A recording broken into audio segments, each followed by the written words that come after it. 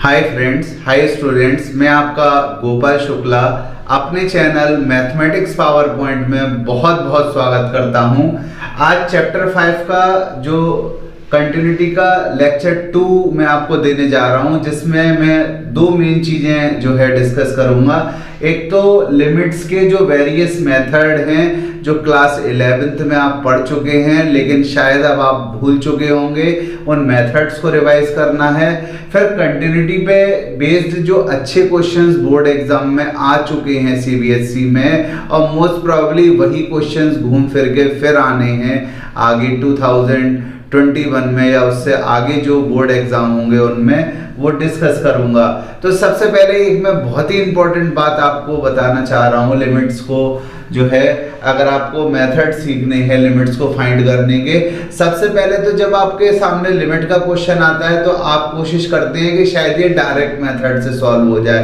यानी लिमिट अगर x tends to 1 जाती है तो डायरेक्ट आप x की वैल्यू 1 रखिए, और अगर आपकी ये फॉर्म्स ना बने 0/0, infinity/infinity, 0 into infinity, infinity minus infinity, 1 की पावर infinity, 0 की पावर 0, infinity की पावर 0। मैथ्स में ये 7 अनडिफाइंड फॉर्म्स होती हैं, और अगर ये 7 फॉर्म नहीं बनती हैं तो समझ लीजिएगा कि डायरेक्ट मेथड से लिमिट की वैल्यू निकल पा रही है।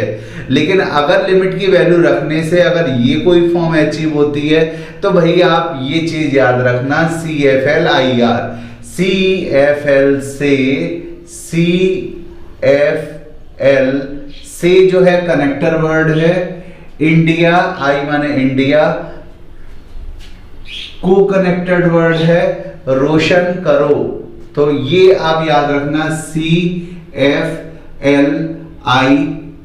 अब इसका क्या मतलब है वो मैं आपको समझाता हूं। ये एक आसान टेक्निक है एक एक स्टेप को सोचने की, कि जब लिमिट्स में डायरेक्ट टेक्निक नहीं लगेगी तो कौन सी टेक्निक लगनी है और हमको क्वेश्चन को कैसे आगे बढ़ाना है। तो सबसे पहले C माने कॉमन। अगर आपको लगे कि आपका डायरेक्ट मेथड फेल है तो सबसे पहले न्यूमरेटर डिनोमिनेटर में से अगर कोई फैक्टर कॉमन आ रहा है तो कॉमन लेने की कोशिश करिए। दूसरा, फैक्टराइजेशन। अगर आपको लग रहा है कि डायरेक्ट मेथड से आपका क्वेश्चन सॉल्व नहीं हो रहा तो न्यूमरेटर या डिनोमिनेटर में जो भी एक्सप्रेशंस पॉसिबल हैं उनके आप फैक्टर्स कर लीजिए। दूसरी टेक्निक, वहां से भी काम नहीं बनना है तो L माने टेकिंग एलसीएम। यानी अगर आपको लग रहा है कि दो फ्रैक्शंस ऐड हो रहे हैं या सब्ट्रैक्ट हो रहे हैं और आपको उनकी लिमिट्स फाइंड करनी है तो आप क्या करिए, एलसीएम ले लीजिए। और उसके बाद नेक्स्ट I माने आइडेंटिटीज। आइडेंटिटीज अलजेब्रा की भी हो सकती है, ट्रिग्नोमेट्री की भी हो सकती है, लेकिन लिमिट्स में जो आइडेंटिटी मेनली यूज होती हैं वो ये 3 अलजेब्रा की identities, a² - b², a - b, a + b, aq - bq, a - b, a² + ab + b², और aq + bq, a + b, a² - ab + b²। ये 3 मेन आइडेंटिटी यूज होती हैं अलजेब्रा की। और ट्रिग्नोमेट्री की sin² a + cos² a = 1, 1 + tan² a = sec² a, 1 + cot² a = cosec² a। जो basic identity आप 10th class में ही पढ़ चुके हैं, या तो ये यूज होती हैं या ये क्वोशिएंट रिलेशन यूज होते हैं। tan a = sin a / cos a, cot a = cos a / sin a, sin 2a का formula 2 sin a cos a, और cos 2a के दो इंपॉर्टेंट फॉर्मूले 2 cos² a - 1 और 1 - 2 sin² a। इसके अलावा आप चाहें तो रेसिप्रोकल फॉर्मूले भी अपने माइंड में रखिए, sec a = 1 / cos a, cosec a = 1 / sin a। और R माने रिजल्ट्स ऑफ लिमिट और रेशनलाइजेशन। यानी बिल्कुल लास्ट में आपका ये होता है रिजल्ट जो लिमिट पे आप पढ़ चुके हैं, और रेशनलाइजेशन। तो रिजल्ट्स तो मैं आपको बताता हूं क्या हैं।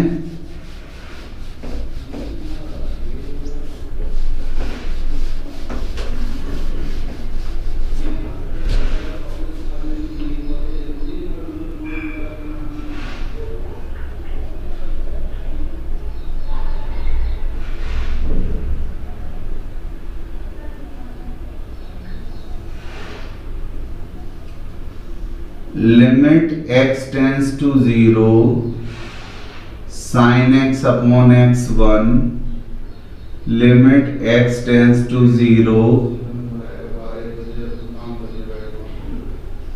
x अपॉन साइन x 1, ऐसे ही limit x tends to 0 tan x upon x is 1, limit x tends to 0 x upon tan x 1। ये याद रखिएगा कि ये जो दो रिजल्ट्स हैं इनमें x को आपको रेडियन में ही मेजर करना है, अगर डिग्री में मेजर करेंगे तो ये रिजल्ट्स वैलिड नहीं हैं। और limit x tends to 0 e की power x minus 1 upon x equals to 1, limit x tends to 0 x upon e की power x minus 1 equals to 1, limit x tends to 0 log 1 plus x upon x equals to 1, limit x tends to 0 x upon log 1 plus x equals to 1। तो ये वो main results हैं जो generally, और एक और result आप limit x tends to 0 a की power x minus 1 upon x equals to log a to the base e। तो ये 5 रिजल्ट्स हैं लिमिट पे बेस, जो कि मोस्ट प्रोबेबली जितनी भी एकेडमिक्स लेवल की प्रॉब्लम है उनमें अप्लाई होते हैं। तो जब भी आप कंटिन्यूटी का चैप्टर पढ़ेंगे या कंटिन्यूटी के क्वेश्चन सॉल्व करेंगे तो डियर स्टूडेंट्स आपको जो है वो लिमिट्स का यूज तो करना पड़ेगा, LHL और RHL का। अब जब आप लिमिट्स का यूज करेंगे तो हो सकता है NCERT के तो जनरली ज्यादातर क्वेश्चन डायरेक्ट मेथड से सॉल्व हो जाते हैं, लेकिन बोर्ड में कुछ ऐसे भी क्वेश्चंस आते हैं जो डायरेक्ट लिमिट से सॉल्व नहीं होते। फिर आप प्रोसीजर लगाने की कोशिश कीजिएगा CFL IR, यानी CFL से इंडिया को रोशन करो। इस तरह से आप याद रखना, C माने न्यूमरेटर डिनोमिनेटर में आप कॉमन लेने की कोशिश करिए अगर कुछ कॉमन आ रहा है। दूसरा, फिर अगर ऐसा ना हो तो न्यूमरेटर डिनोमिनेटर में फैक्टर्स करने की कोशिश करिए, एलसीएम लेने की कोशिश करिए, आइडेंटिटीज की यूज करिए। मैंने आपको मेन आइडेंटिटीज बता दी, अलजेब्रा की भी और ट्रिग्नोमेट्री की भी। और R1 है रिजल्ट्स, वो रिजल्ट्स जो लिमिट्स के आप 11th क्लास में एज ए स्टैंडर्ड रिजल्ट अपने माइंड में सेटल कर चुके हैं, याद कर चुके हैं, उन रिजल्ट्स का यूज करिएगा। उनमें से भी जो मेन रिजल्ट्स हैं जो मोस्ट प्रोबेबली यूज होते हैं मैं आपको लिखा दिए हैं मैंने। और देन आफ्टर रेशनलाइजेशन प्रोसेस, अगर कोई इरेशनल क्वांटिटी आपको डिनोमिनेटर में दिख रही है तो फिर आप रेशनलाइजेशन प्रोसेस का भी यूज कर सकते हैं। चलिए ये क्वेश्चन सॉल्व करते हैं जो कंटिन्यूटी पे बेस्ड है। हमें ये शो करना है फंक्शन जो है वो कंटिन्यूअस होगा किस पे, एट x इक्वल्स टू 0 पे। अब देखिए यहाँ पर अगर मैं ये देखूं कि x बराबर 0 पे कौन सा फंक्शन एक्टिव है तो f(x) इक्वल्स टू 0। और अगर आप 0 से आगे की तरफ जाएंगे तो भी x 0 के इक्वल नहीं होगा, और पीछे जाएंगे तो भी x 0 के इक्वल नहीं होगा। यानी कि LHL और RHL दोनों के लिए कौन सा वाला फंक्शन वर्क कर रहा है, f(x) equals to x sin 1 upon x, f(x) equals to x sin 1 upon x। LHL RHL दोनों में कौन सा फंक्शन एक्टिव है, f(x) equals to x sin 1 upon x। अगर दोस्तों LHL और RHL में सेम फंक्शन वर्क कर रहा है तो कोई जरूरत नहीं है कि आप LHL और RHL निकालें, आप सिंपली लिमिट निकाल दें उस पॉइंट पे। Since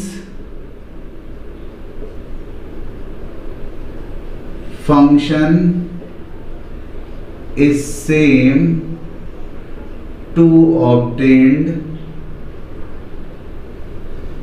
LHL as well as RHL, so limit x tends to 0 minus f(x) LHL, limit x tends to 0 plus f(x) RHL is simply equals to limit at that point। ये तीनों same होगा तो क्यों अलग से LHL RHL निकालें, simply आप क्या करिए 0 पे लिमिट निकाल लीजिए फंक्शन की। और अगर फंक्शन को आपको 0 पे कंटिन्यूअस दिखाना है, in order to show in order to show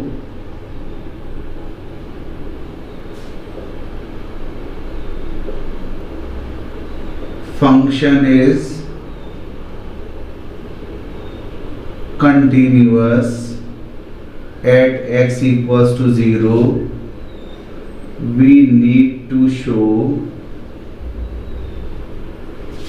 limit x tends to 0 fx equals to f0। ये हमें शो करना पड़ेगा। तो ऐसा करते हैं, पहले लिमिट्स ऑब्टेन कर लेते हैं। Limit x tends to 0 fx। अब क्योंकि आपको पता है कि लिमिट के लिए तो रूल x बराबर 0 से इधर या उधर वाला रूल लगेगा, और वो रूल क्या है, x साइन 1/x। अगर आप डायरेक्ट वैल्यू पुट करेंगे यहाँ पर तो ये तो 0 हो जाएगा, ये हो जाएगा साइन 1/0। और साइन 1/0 मतलब साइन के अंदर बहुत n लार्ज एंगल, लेकिन साइन के अंदर या कॉस के अंदर कितना भी n लार्ज एंगल हो, उसका आंसर हमेशा -1 और 1 के बीच में ही आता है। Sine x -1 1 cos x -1 1। आप यहाँ पर इससे मत कंफ्यूज होना कि साइन 1/0 तो साइन इंफिनिटी हो जाएगा। Sine 1/x x limit x tends to 0, जब आप x की जगह 0 रखोगे तो साइन 1/0। ये बहुत लार्ज एंगल होगा, लेकिन कितना भी लार्ज एंगल हो, साइन की वैल्यू हमेशा -1 और 1 के बीच में लाई करती है। तो जब आप लिमिट अप्लाई करेंगे तो ये तो 0 आ जाएगा, और ये क्योंकि साइन के अंदर बहुत लार्ज एंगल है तो एनी वैल्यू बिटवीन -1 एंड 1, -1 और 1 के बीच में कोई भी वैल्यू आ जाएगी। और -1 और 1 के बीच में अगर कोई वैल्यू का 0 में इंटू करेंगे तो आंसर क्या आ जाएगा, 0। इसका मतलब कि 0 पे जब हमने फंक्शन की लिमिट निकाली तो आंसर क्या आ गया, 0। अब देखते हैं 0 के लिए फंक्शन क्या डिफाइंड है। At x equals to 0 fx is 0। देख रहे हैं आप, x बराबर 0 पे fx क्या है, 0। x बराबर 0 पे फंक्शन कौन सा डिफाइंड है, 0। तो यानी हम यहाँ पर x की जगह 0 लगा भी सकते हैं, तो आंसर क्या आ गया, 0। अब आप इक्वेशन फर्स्ट और सेकंड को देखिए कि 0 पे लिमिट की वैल्यू भी 0 आ रही है और 0 पे फंक्शन की वैल्यू भी 0 आ रही है। अगर किसी पॉइंट पे फंक्शन की वैल्यू और फंक्शन की लिमिट सेम आ जाती है तो फंक्शन क्या हो जाता है, उस पॉइंट पे कंटिन्यूअस हो जाता है। इसका मतलब ये जो हमारा फंक्शन है वो क्या होगा, कंटिन्यूअस होगा x बराबर 0 पे। बस दोस्तों यहाँ समझने वाली बात यही है, आप यहाँ पर इससे मत कंफ्यूज होना कि साइन 1/0 तो इन्फिनिटी हो जाएगा। भाई साइन के लिए कितना भी लार्ज एंगल हो, आंसर हमेशा -1 और 1 के बीच में ही होगा। अब क्या होगा ये तो नहीं पता, लेकिन होगा कोई रियल नंबर। और अगर -1 और 1 के बीच में कोई भी रियल नंबर होगा इंक्लूडिंग -1 एंड 1, उसका 0 में इंटू करने से तो आंसर 0 ही आएगा। तो 0 पे लिमिट और 0 पे फंक्शन की वैल्यू मैच कर गई, और जब 0 पे फंक्शन की वैल्यू और लिमिट मैच कर गई तो हमारा फंक्शन क्या हो गया, 0 पे कंटिन्यूअस हो गया। चलिए कुछ और क्वेश्चन सॉल्व करते हैं जिससे कंटिन्यूटी और अच्छी हमें समझ में आए। अब यहाँ पर क्या है कि x इक्वल्स टू 1 पे हमें कंटिन्यूटी चेक करनी है इस फंक्शन की। तो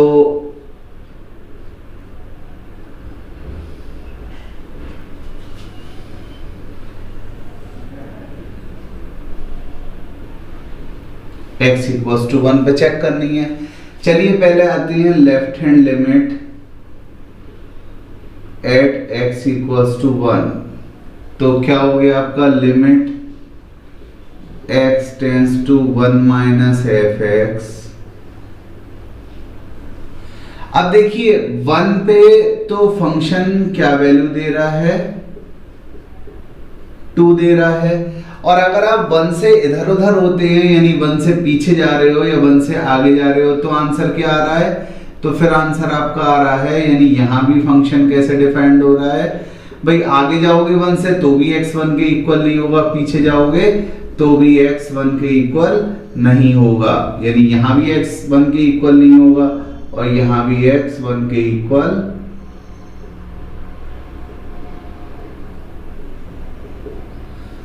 ठीक है।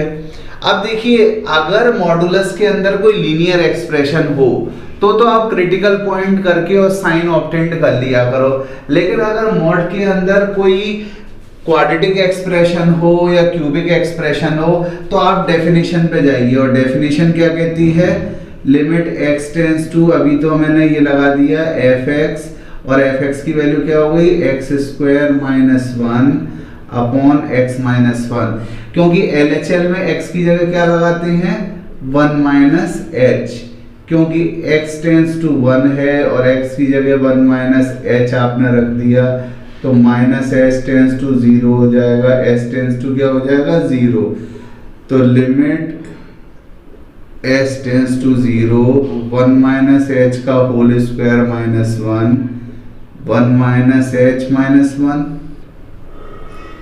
Limit h tends to 0 1 plus h square minus 2h minus 1 से 1 कैंसिल माइनस h 1 से 1 कैंसिल, क्या आंसर आ गया आपका, limit h tends to 0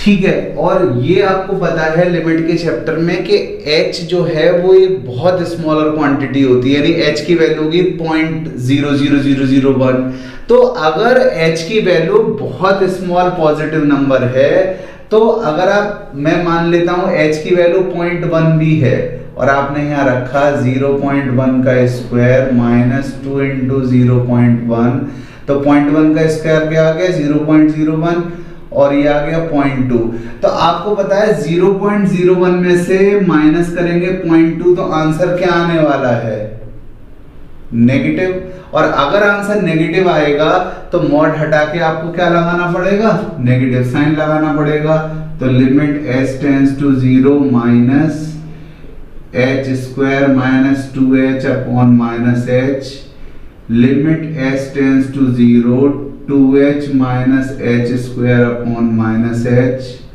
limit h tends to 0, h से h cancel minus 2 minus minus plus और h की जगह 0 लगा दिया तो आंसर क्या आ गया -2, तो LHL की वैल्यू क्या आ गई 1 पे -2, यानी जब भी ऐसा कोई क्वाड्रेटिक एक्सप्रेशन हो मॉड के अंदर क्यूबिक एक्सप्रेशन हो तो फिर आप डेफिनेशन पे चले जाया करिए। लेफ्ट हैंड लिमिट की डेफिनेशन क्या कहती है, x की जगह क्या लगा सकते हैं a माइनस h, और राइट हैंड की a प्लस h, और a वो पॉइंट होता है जहां पर हमें कंटिन्यूटी एग्जामिन करनी है, हमें कंटिन्यूटी कहाँ निकालनी है 1 पे, तो x की जगह 1 माइनस h, और जब x टेंस टू 1 है x की जगह 1 माइनस h आप रख रहे हो तो माइनस h टेंस टू 0 हो जाएगा, h टेंस टू 0 हो जाएगा, तो यहाँ पर क्या आ गया h टेंस टू 0, x की जगह आपने क्या लगा दिया 1 माइनस h, फिर आपने सिंप्लीफाई किया 1 square h square 2h minus 1 या 1 से 1 माइनस h, और क्योंकि h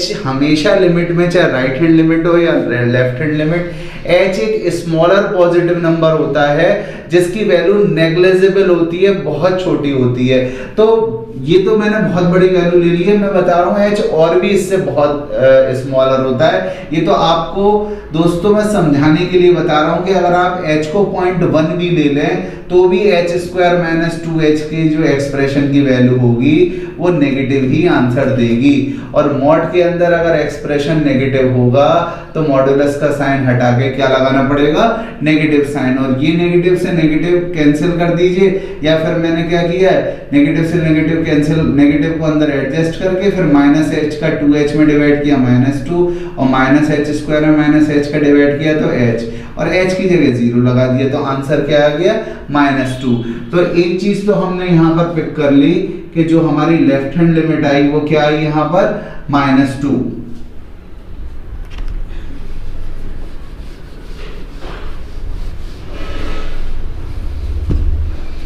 limit x tends to 1 minus fx equals to -2, ये हमने ऑब्टेन कर ली।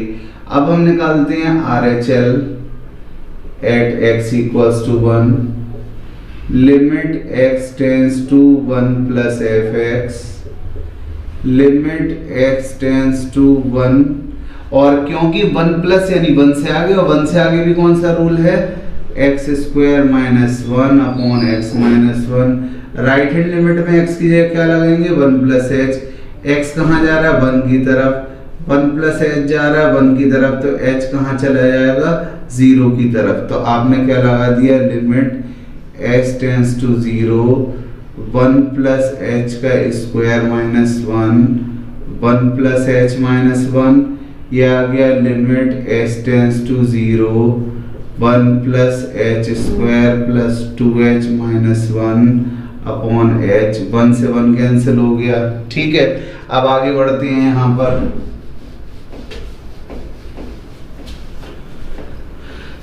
लिमिट h टेंस टू 0,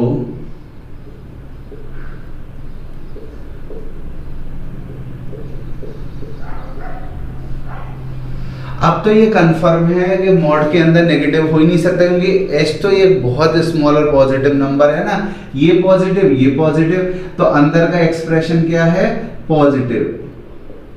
और मॉड क्या कहता है कि पॉजिटिव एक्सप्रेशन के लिए आप मॉड साइन को हटा के क्या लगा दीजिए, पॉजिटिव साइन लगा दीजिए।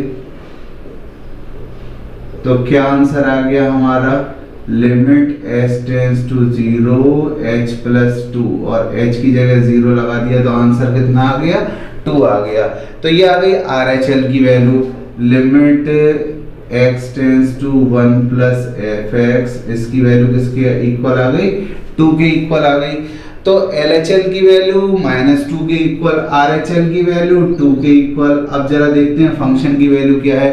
x बराबर 1 पे कौन सा फंक्शन एक्टिव है, एट x इक्वल्स टू 1 कौन सा फंक्शन एक्टिव है, F x equals to 2। x की जगह आपने यहाँ पर क्या लगा दिया, क्योंकि 1 पे ये फंक्शन एक्टिव है तो x बराबर 1 लगा के वैल्यू निकाल सकते हैं। थर्ड, तो आपने देखा कि LHL और RHL तो इक्वल नहीं है। Limit x tends to 1 minus f x is not equals to limit x tends to 1 plus F x. लेकिन राइट हैंड लिमिट और फंक्शन की वैल्यू सेम है, लेकिन जब तक तीनों सेम नहीं होता आपका फंक्शन क्या होता है, कंटिन्यूअस नहीं होता है। इसका मतलब आपका फंक्शन x बराबर 1 पे क्या होगा, डिसकंटिन्यूअस होगा। सो फंक्शन इज डिसकंटिन्यूअस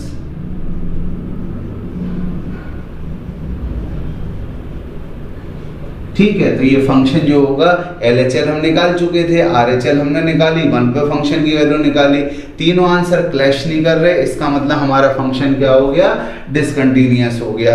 अब चलते हैं अपने दूसरे पार्ट की तरफ। तो याद रखिएगा, मॉड के अंदर क्वाड्रेटिक, क्यूबिक या कोई और एक्सप्रेशन हो तो बेटर है कि आप जो left hand right hand limit की जो डेफिनेशन है ना, उसे फॉलो करिए। और अगर इसके अंदर कोई लीनियर एक्सप्रेशन है तो क्रिटिकल पॉइंट से हैंडल कर लिया करिए, अलग अलग रूल्स बना के।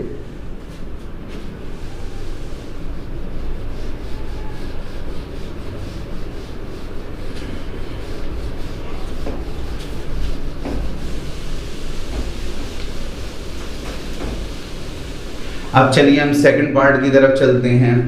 तो यहाँ पर क्या कह रहा है कि आपसे कंटिन्यूटी चेक करा रहा है और 1 पे एक्सप्रेशन की वैल्यू ये दे रखी है, जब x 1 के इक्वल नहीं है तो ये। तो हमने अगर नंबर लाइन प्लॉट करी तो x बराबर 1 पे कौन सा फंक्शन एक्टिव है, F x equals to n-1। 1 से आगे जब x 1 के इक्वल नहीं है तो कौन सा फंक्शन एक्टिव है, 1 minus x n upon 1 minus x. और 1 से पीछे भी सेम फंक्शन एक्टिव है। जब आपके क्वेश्चन में मॉड और ग्रेटेस्ट इंटीजर का साइन ना हो और LHL और RHL के लिए सेम रूल हो, तो फिर आप left hand limit right hand limit ना निकाल के सिंपली क्या निकालिए, उस पे 0 पे लिमिट निकाल दीजिए आप, या 1 पे लिमिट निकाल दीजिए। Since there is a same rule for LHL as well as RHL, so function is continuous at x equals to 1 if limit x tends to 1 fx equals to f1। ठीक है, तो सिंपली पहले हम limit निकालते हैं। Limit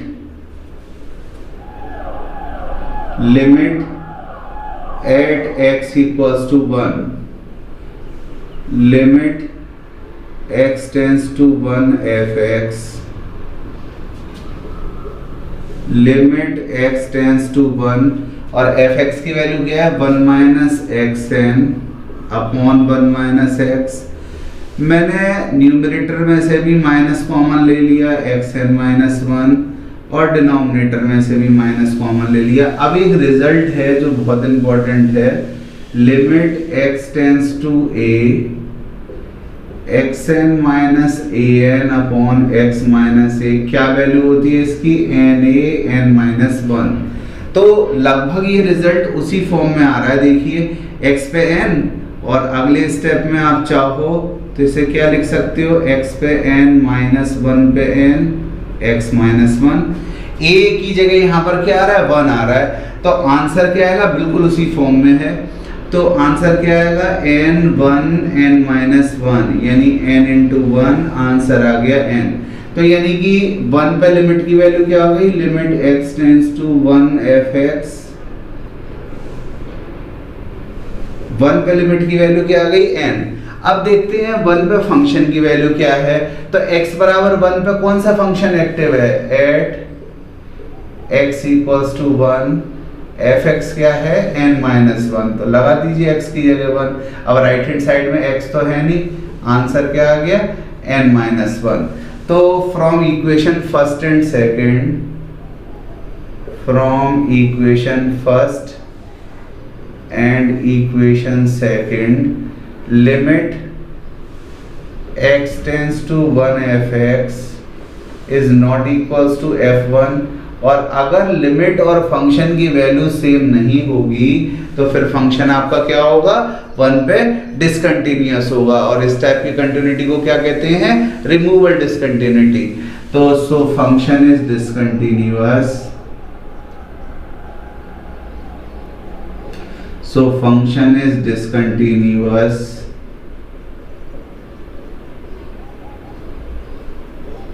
at x equals to 1, यानी हमारा function जो है x बराबर 1 पे क्या होगा, डिसकंटिन्यूअस होगा। चलिए क्वेश्चन और सॉल्व करते हैं जिससे कंटिन्यूटी की कॉन्सेप्ट और हमें अच्छे से समझ में आए। तो यहाँ पर ये हो गया x बराबर 0, इस पे कौन सा फंक्शन एक्टिव है x बराबर 0 पे, fx इक्वल्स टू 3/2। फिर अगर 0 से पीछे जाओगे तो 0 इज ग्रेटर देन x हो जाएगा, तो कौन सा फंक्शन एक्टिव है, sin 3x upon tan 2x। और जब आप 0 से आगे जाओगे तो कौन सा फंक्शन एक्टिव है,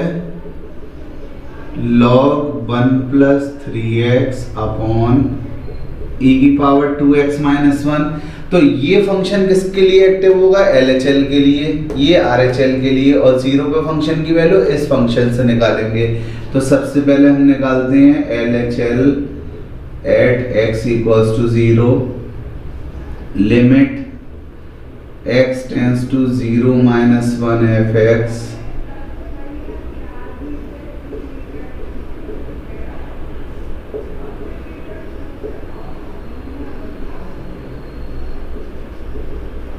sin 3x tan 2x। आपने क्या किया, x का डिवाइड x का मल्टीप्लाई, फिर आपने क्या किया यहाँ पर रिजल्ट को बनाने के लिए 3 का डिवाइड 3 का मल्टीप्लाई, और यहाँ रिजल्ट बनाने के लिए 2 का डिवाइड 2 का मल्टीप्लाई। तो ये हो गया आपका, ये तो कांस्टेंट है तो लिमिट से बाहर आ जाएगा 3/2, limit x tends to 0 sin 3x upon 3x, limit एक रेस्ट्रिक्शन है और जितने फंक्शंस आप क्रिएट करोगे वो रेस्ट्रिक्शन सब पे डिस्ट्रीब्यूट हो जाएगा। तो इस पे अलग डिस्ट्रीब्यूट हुआ और इस पे अलग डिस्ट्रीब्यूट हुआ 2x अपॉन tan 2x, तो ये आ गया 3/2, इसकी भी वैल्यू 1, इसकी भी वैल्यू 1, तो आंसर क्या आ गया 3/2, यानी 0 पे हमारी लेफ्ट हैंड लिमिट कितनी आ गई 3/2। इसको हमने रिलेशन फर्स्ट ले लिया। अब हम निकालते हैं right hand limit. Right hand limit at x equals to 0, limit x tends to 0 plus fx, और कौन सा रूल है जो राइट हैंड मतलब 0 से आगे एक्टिव है, कौन सा function, log 1 plus 3x, log 1 plus 3x upon e पे 2x minus 1, limit x tends to 0, log 1 plus 3x e पे 2x माइनस 1। अब यहाँ पर 1 प्लस 3x है तो आपने क्या किया 3x का डिवाइड 3x का मल्टीप्लाई, e पे 2x है तो आपने क्या किया 2x का डिवाइड 2x से मल्टीप्लाई। अब फिर यहाँ पर x से x कैंसिल हो गया। फिर आपने ये दो फंक्शंस क्रिएट कर लिए, 3/2 तो कांस्टेंट है वो बाहर आ गया, तो लिमिट दोनों रूल्स के साथ डिस्ट्रीब्यूट हो जाएगी log 1 plus 3x upon 3x और limit x tends to 0 2x upon e पे 2x माइनस 1, इसकी वैल्यू क्या आ गई 3/2, ये भी 1 आ गया, ये भी 1 आ गया, तो आंसर कितना आ गया 3/2। इसका मतलब 0 पे जो राइट हैंड लिमिट आ गई फंक्शन की वो भी क्या आ गई 3/2। तो लेफ्ट हैंड लिमिट तो राइट हैंड लिमिट के इक्वल है। अब 0 पे फंक्शन की वैल्यू देखते हैं क्या है, at x equals to 0 fx कितना है 3/2, तो यहाँ पर आप x की जगह 0 लगा सकते हो, तो आंसर क्या आ गया 3/2। ये आ गई थर्ड इक्वेशन। हमने देखा कि लेफ्ट हैंड लिमिट भी जब हम निकालते हैं फंक्शन की तो भी आंसर 3/2 आ रहा है, राइट हैंड लिमिट निकालते हैं फंक्शन की तो भी 3/2, और 0 पे तब भी फंक्शन की वैल्यू 3/2। तो limit x tends to 0 minus fx, limit x tends to 0 plus fx और f0 all are equal, so function is continuous at x equals to 0, और यही हमें प्रूफ करना था। तो दोस्तों या डियर स्टूडेंट, अगर आपको मेरी ये वीडियो पसंद आई है तो प्लीज़ लाइक करिए, कमेंट्स करिए, और अगर आप पहली वीडियो देख रहे हैं अगर मेरे चैनल की तो मेरा चैनल सब्सक्राइब कर लीजिए, क्योंकि 12th के स्टूडेंट जो करेंटली 12th में हैं उनके लिए ये बहुत बेनिफिशियल है। मैं बहुत आसानी से आपको सारी कॉन्सेप्ट समझा दूंगा और सारे चैप्टर्स की एक एक करके वीडियो डालूंगा। शुरू के 2 चैप्टर्स यानी कि फर्स्ट और सेकंड चैप्टर के सारे वीडियोस जो हैं वो मेरे चैनल पे ऑलरेडी पड़ी हुई हैं, और मैं लगातार चैप्टर्स आपका टाइम से नवंबर दिसंबर तक सिलेबस पूरा करा दूंगा। तो आप चैनल को सब्सक्राइब कर लीजिए जिससे आपको लेटेस्ट अपडेट मिलती रहे।